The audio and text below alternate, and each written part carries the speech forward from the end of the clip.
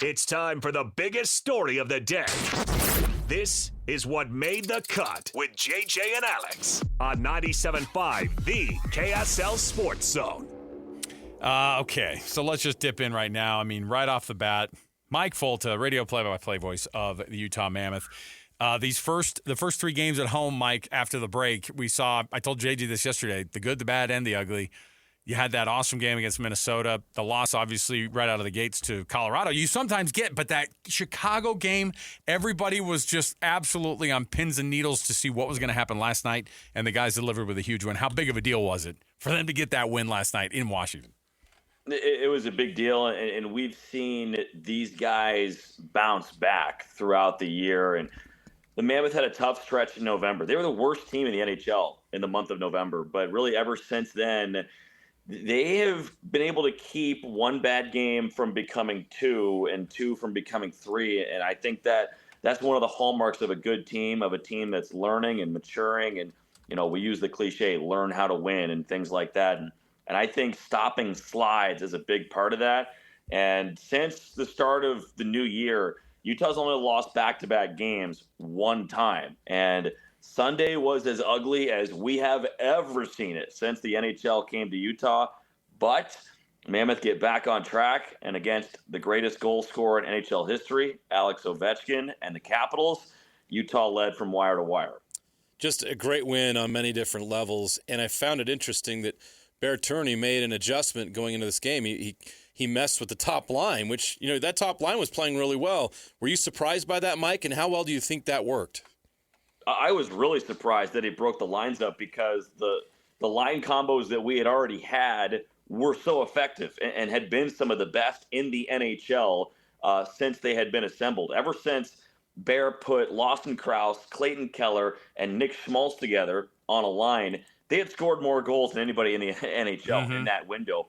And he had the guts to break that line up after the game on Sunday against Chicago. And so really interesting to see him shuffle the deck because, you know, I was kind of thinking, okay, maybe the game in Chicago or against Chicago is just a one-off. You kind of flush it, you burn the tape, and you move on. You hit reset, pretend like it never happens. Because we know that, you know, I'm sure it's the same in basketball too, or I would assume from not following the NBA as closely as the NHL. But every team, even the great teams, have like 4 to 6 clunkers over the course of an 82-game season, right? Where just everything goes wrong. It's Murphy's Law.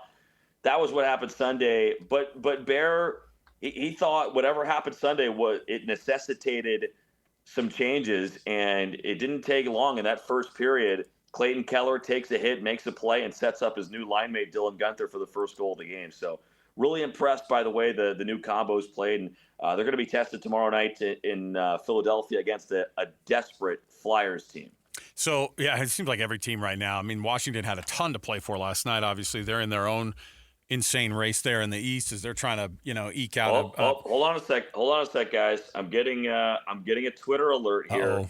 We've got the trade deadline. Trade deadline is coming up on Friday. Uh-oh. And this is a little breaking news right here. Napolis, Elliot Friedman. What's Elliot Friedman saying? Yeah, I love following Elliot. Give me what just do we hit the breaking news sounder for Mike Folta? We'll play a breaking news sounder for you, Mike. We're going to do the breaking news sounder for Mike Folta. Let's go. Joining us live from the NHL trade deadline desk, he's Mike Folta, radio play-by-play voice of the Utah Mammoth. Mike, what are you hearing out there?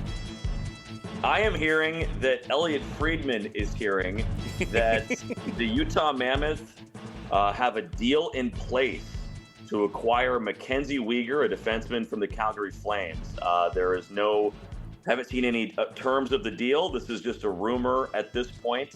I read the news. I don't break the news, but I guess I'm breaking it here on your show, just parroting what Elliot is posting. And Friedman is one of the premier reporters. He's the Adam Schefter, basically, of the NHL. And so what he says is usually gold. But, wow, that's the first bit of trade deadline news we're getting here involving the Utah Mammoth. MacKenzie Weegar, he's 32 years of age. He is in year 3 of an 8-year contract. So this is not just a rental for the end of the year. Boy. This is a potential piece that could be around in Utah for a long time.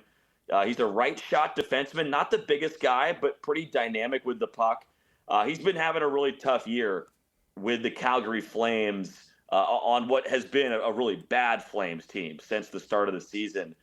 Minus 35. He's going for the green jacket, which is not a good thing in hockey. You don't want that plus minus to be low. This is not golf, but he's always been a dynamic player. He can play well in all three zones. Kind of reminds me of Sean Durzi a little bit, similar size, similar attributes in the way that he's willing to jump up into the play and activate offensively. A couple of years ago, MacKenzie Weegar had 20 goals as a defenseman, which would have been near the tops in the league. That's pretty rare. That was the anomaly. That's not his normal pace, but it did happen. But he's a good player, and he's a good player who was on a bad team having a tough season. It seems like a good buy low opportunity on a veteran who has proved himself over a decade in the NHL, playing with the Florida Panthers and then the Calgary Flames. So very interesting stuff, guys. Very interesting stuff. And we keep hearing that the Mammoth are in all these trade talks. And according to Elliot Friedman, we've got our first bite on the line. Well, so that's what I was going to ask you about. Since we were going to get to the trade deadline stuff anyway, appropriate that we got some breaking news while we're talking about it here. But I want to know what. For me, it didn't look like that the blue line was a place that they were going to be aggressive in adding guys necessarily. You correct me if I'm wrong, but I know the goalie conversation has definitely come up. Maybe a stronger number two behind Veggie, because that guy is working his tail off, and at this rate, it would be really hard to try to ask him to do all the things that he's doing, which is playing more games than any other, netminder in the whole dang league. And so at some point you look at that. What are some other needs that they might have out there? I think the center ice position is probably Utah's biggest need. We heard earlier this week, actually from Elliot, that the Mammoth had been sniffing around on Robert Thomas, who is a star centerman for the St. Louis Blues. Almost nobody has more 5-on-5 assists over the last couple of years than Robert Thomas. Similar to Clayton Keller, he's a playmaker, right? Like, he distributes first. He's kind of that point guard on the ice, and very talented player. He's another guy with multiple years left in his contract, and so it would cost quite a bit to acquire a player like Robert Thomas who plays that center position. But down the middle of the ice, so that center role, right now Utah has Logan Cooley, very good player. You also have Barrett Hayton, who probably slots in as a third-line center on a contending team. Kevin Stenlund is your fourth-line center. You feel really good there. He's a very good penalty killer. And then the other centerman within your top two pairs, however you want to distinguish, or top two lines, however you want to distinguish it, one's Logan Cooley. The other is Nick Schmaltz right now. Now, Schmaltz has been unbelievable in that spot. He is a pending unrestricted free agent. Right. So that has to be factored into account. His contract's up at the end of this year. And he's also primarily played the wing over his career. Now, like I said, he has been incredible playing in the middle ever since Cooley went down due to injury. And ever since Cooley's come back, Schmaltz has been thrown back into the middle. But can you add a more natural center there to take some pressure off of Schmaltz and allow him to go back to the wing? It's a moving chessboard, and everybody wants those center icemen. It's a premier position in the NHL. There's fewer centermen than there are wingers, but because everybody wants one, the price for these guys is usually pretty high. Yeah, it's clear the price out there is high based on all the reports you're hearing. And how good of a player would you have to be in order for the Mammoth to consider parting with some of these really good prospects, Atija Ginla, Caleb Denoye? What would it doesn't seem like it's worth the sacrifice. I would like to hear what you think about that. Just how much of a price are you willing to pay to get a difference maker, considering how high they are on these young prospects they have in this organization? And that's where I'm grateful that we have the front office that we do, and Bill Armstrong has been so committed to rebuilding what started in Arizona and doing that through the draft. And we've seen teams try and paper mache rosters together with more experienced guys, and it falls apart. Like, just look at the New York Rangers right now. Yeah. They did win the President's Trophy a couple years back, but but boy, they're rebuilding as we speak. They've traded away their best player, Artemi Panarin.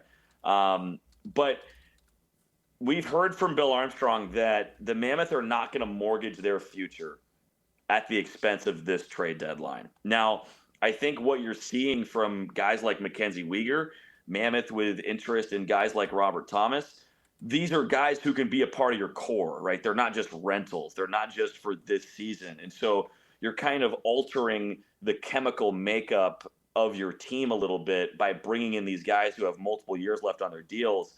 And it's Bill Armstrong's job to pick up the phone on everybody. But I would have to think that a lot of those prospects that are drafted in the first round the last couple of years, I would have to think that the majority of them are off limits or are, they're trying. I would think they're trying to keep as many of those guys as they can because a lot of those guys, after drafting them, have excelled wherever they've continued their development. So, no, I think that's a great point you bring up, JJ. Not wanting to sell the farm just to play fantasy hockey here in the middle of the year. But again, when you're bringing in guys who have multiple years left on their contract, you're kind of changing the DNA of your team a little bit. Well, and everybody's seen how aggressive I think that Bill Armstrong can be, right? And I think people start to act for GMs where they're like, you need to be this aggressive. And it's like, well, you look, everybody wants to make the playoffs. They go, we want to make the playoffs, be aggressive. And you're like, hold on, the steps that go on between those two statements there. Want to make the playoffs, you need to be aggressive, whatever that might look like. The team has made so many moves and has gotten, they obviously had a great lottery last year, and they ended up having a great draft because of it in a time they didn't think they were going to be picking in the slot that they did. All of those things taken into consideration, in the NHL, what version of, like you brought it up before, is there somebody that they could get on a quote-unquote rental that might be somebody that they could just, hey, get us through this push, brother, so we can at least get to that wild card spot or into the playoffs and make that next move as an organization? I think the Mammoth would be willing to to indulge in one of those rentals, but I think that's a small price tag. And if you can nibble on the edges and pick something up that's going to help you down the stretch, I think every team would be interested in that. But again, that's where you're going to try and hold on to your assets as much as possible. The Mammoth have one of the best war chests in the NHL when it comes to assets, and that has been groomed over the course of this rebuild that dates back to the Arizona Coyotes days. You have all your first-round picks for the next several years. You've got 3 second-round picks next year in next year's draft, along with multiple picks throughout the rest of it. And think about it, too. Not all these guys are going to have space at rookie camp and development camp. Like, you can only have so many NHL contracts. You could have 50. A lot of those will be in juniors or in the AHL or what have you. But there's just there becomes a point when the prospects that you have, there's just no space for them to go if you're in a contending team. And that's why you see these contending teams give away their draft picks to try and accrue current talent. But I just think that you start to throw some of these future picks out there. You try and hold on to as many of the prospects as you can. That's my just sentiment. Not speaking for the team, obviously, but it's going to be really interesting how we move over the next couple days, because if this Weegar deal is a real thing, as Friedman is reporting, that's a big mover. But there's still a lot out there from what the rumor mill is telling us. Well, you got all this going on with the trade deadline, and I'm sure this news is going to ripple through the locker room. And, of course, they got a big game they're getting ready for. This Flyers game is huge for both teams. How intense is this regular season matchup going to be because of everything that's on the line? Yeah, and you're playing against some teams here on this 5-game road trip that they might be a little bit lower in the standings. Out in the Eastern Conference, you played Washington, they're below the cut line. You're playing Philly, they're below the cut line. But what that means is they're desperate. Yeah. Right? Like, they're not bottom feeders quite yet.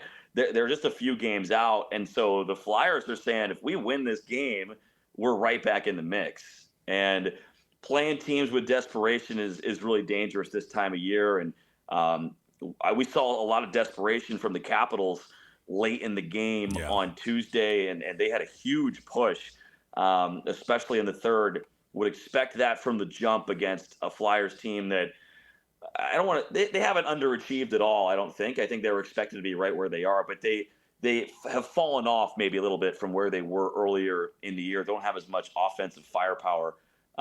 Mammoth have a great chance to win this game, but again, they have to be locked and loaded like they were on Tuesday.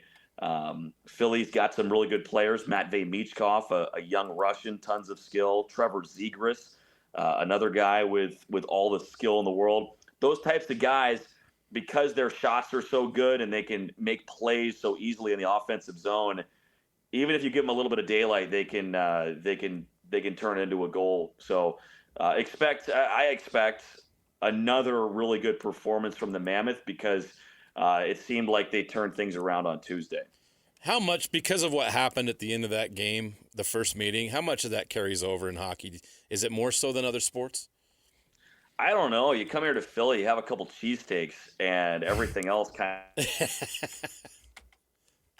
of you got to start fresh. But I don't know how much it carries over, to be honest. And I think people assume that, right? But asking players game to game, like even after the game on Sunday, I was talking to Alexander Kerfoot after the disappointing loss, probably the worst loss I've ever seen this Mammoth team suffer. They get on the plane a couple hours after the game to head out east, and they're playing cards. They're talking. They're snapping it around on the plane, telling stories, all that stuff, hot stoving it. And I remember when I had to double as a PR guy in the minor leagues, and after the games, I would go down to the dressing rooms to talk to players, and I would be so worked up from a win or so worked up from a loss because I had just called the game. And I would walk into the room and expect everybody to be on my level. But after a loss, I walk into the room and there's one of our veterans. Hey, Mike, how you doing, man? Or after a win, I would expect there to be like trumpets and music blaring in the locker room. And nope. Hey, man, what's going on? Like, as a pro athlete, especially in hockey, these guys know they can't get too high and can't get too low. And so I know as fans would get caught up in it, but I think the best guys in this league are able to handle the ebbs and flows really well. Mike, before we get you out here, we just started talking about this that Philly game that, of course, is going to be tomorrow, and this roadie that has 5 games over the next 10 days. What's a legitimate look at what they need to come back with? I know people want you to go 500 on the road. Is 3-2 good enough? I know a lot of people are going, they got to get, after that bad loss against Chicago, you got to go 4-1 on the road. What's the reality of that, though? I think if we're just looking at the standings, like there's a difference, right? It's like, what do you need versus what do you want? Sure. Fans, as fans, we want to win every game. Mammoth right now are in that top wild card spot. The problem is, like, there's a couple teams that just keep hanging around. The San Jose Sharks keep winning. They've won 3 in a row. The LA Kings aren't all that far behind. They just fired their coach, so they've got some new blood in there.